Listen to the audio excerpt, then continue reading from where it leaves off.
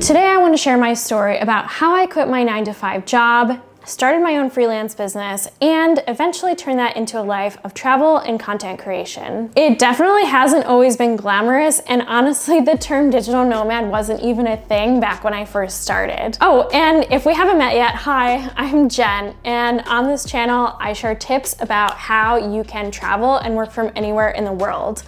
Okay, let's get into it.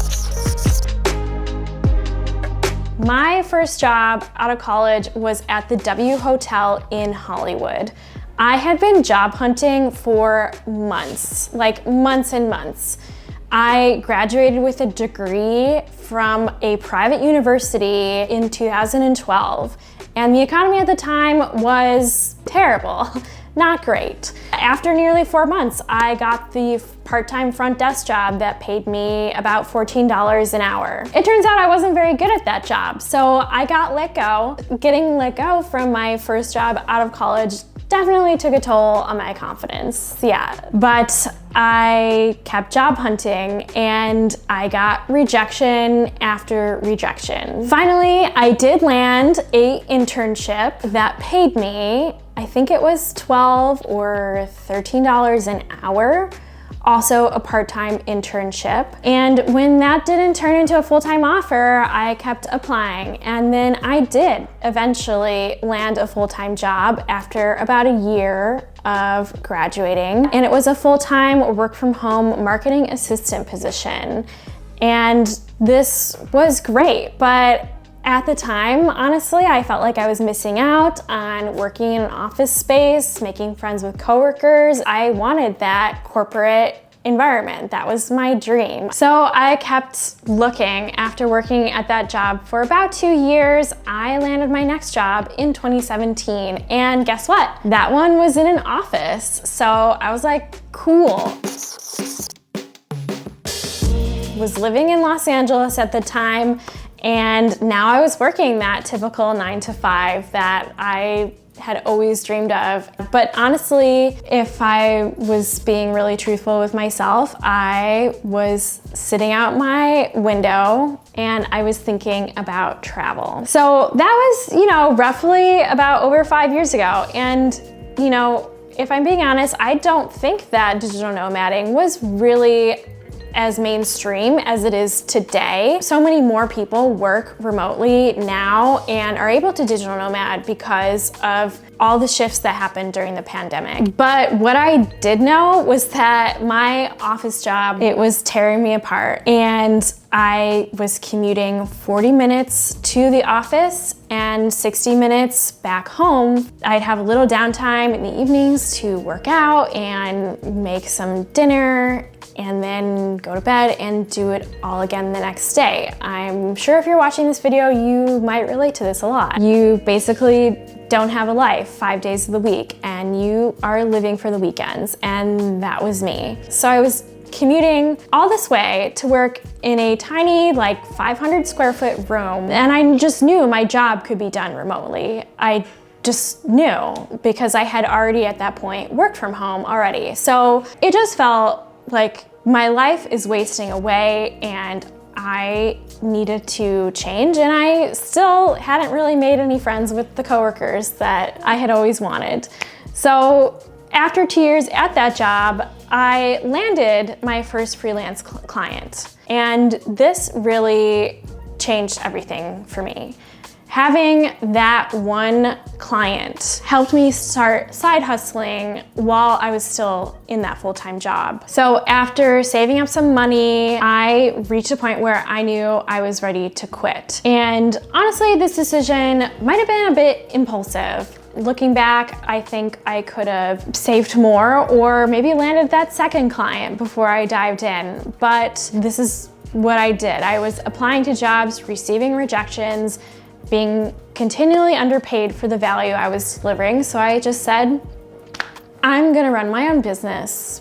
I'm gonna do it myself. I don't need a company to validate my work or my ability to deliver high quality content, high quality work, and I can live a life of freedom at the same time. So I quit, and that's when I went full in on becoming a freelance social media manager.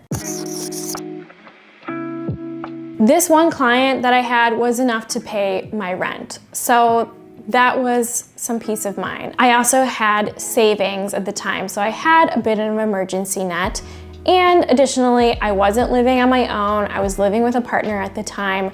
So worst case scenario, I did have an option to fall back on if everything collapsed. So if you are thinking about making the switch from a 9-to-5 desk job to freelancing, my biggest recommendation would be have at least 6 months of savings, 6 to 9 months of savings even, before you dive in. I'd also recommend you build a website, have a place where you can market yourself, showcase the work that you have done, and create a portfolio, make business cards, make sure all your branding is solid. Write a bio for yourself or have a friend write a bio for yourself, because that can be really hard to write your own bio. Just make sure all your ducks are in a row before you quit your job. And similar to like what I did, you might want to wait until you have that first steady, consistent client or 2 steady, consistent clients before you quit your job. So back to my story, I was now freelancing and I had 1 client. I went to a networking event and I was able to get my second client there. From there, I found more work by using Upwork. I created a portfolio and I spent a lot of time going through the weeds of the job postings there, and not all of them are good, I'll be honest, but that did help me find good quality clients after doing some digging and a lot of grunt work. Again, networking was really valuable to me. I connected with a former colleague and she does public relations. I did social media, so it was a really great combination. We made a great team. She brought me on for a couple of her clients. So that helped me get my feet wet and build a portfolio that I could use to then pitch new clients. Getting back to travel, about 6 months into freelancing, I thought, like, what if I could travel for an extended period of time while I'm working? That first year of freelancing honestly was really exhilarating, really exciting, but I also had terrible work habits. I would chain myself to my desk and act like I still had someone hovering over my shoulder, like counting my time and how many hours I put in. It was just not healthy. I was working from home and just not creating really good boundaries for myself. So I was wearing myself thin. And you know, it's still not perfect today, but I think I am a lot better at creating structure and knowing my limits than I was before. I also decided that year that I was going to really lean into my newfound freedom, and I went to Australia and New Zealand. I went to Italy. That was probably the most rewarding thing out of all of it. Those 2 trips led me to think, how about I just try living somewhere for an extended period of time? And I did it. After almost 2 years of freelancing and working from home, I decided to spend about a month in Lisbon, Portugal. And that trip also helped me digital nomad a bit through Spain, the Netherlands, and it was great. Lisbon was my home base and I was able to make friends there. I joined a co-working space and I learned a lot more about the culture than if I had just been there for 6 days. Quite honestly, coming back home to the US was a big reality check. All of these questions ran through my head, like, why was I paying so much to rent in LA when I could be traveling? Or I could be paying less for rent somewhere way more inspiring and filled with art and beauty and culture like everywhere. At the same time, like, I had just gotten a dog around this period of time, like before I started traveling. So digital nomading full time and backpacking constantly wasn't an option because I had a dog. Also later that year, I did end up getting out of a relationship and I went to Budapest, Hungary, and I did another 6 weeks there. And I used Budapest as my home base. All of this was possible because I was able to work as a freelancer because I quit my boring job. And in fact, I was making more money traveling the world than I was sitting at that boring desk job in a windowless room. If I had never taken the leap and said, I can do this, I would have never had those incredible experiences that gave me clarity, that grew my confidence, and helped me discover myself in new ways and the world around me. And of course, that's when 2020 hit, and I wound up back in Los Angeles, and I was quarantining like the rest of the world. Travel in 2020 honestly seemed like a distant memory. I kind of curled up into a shell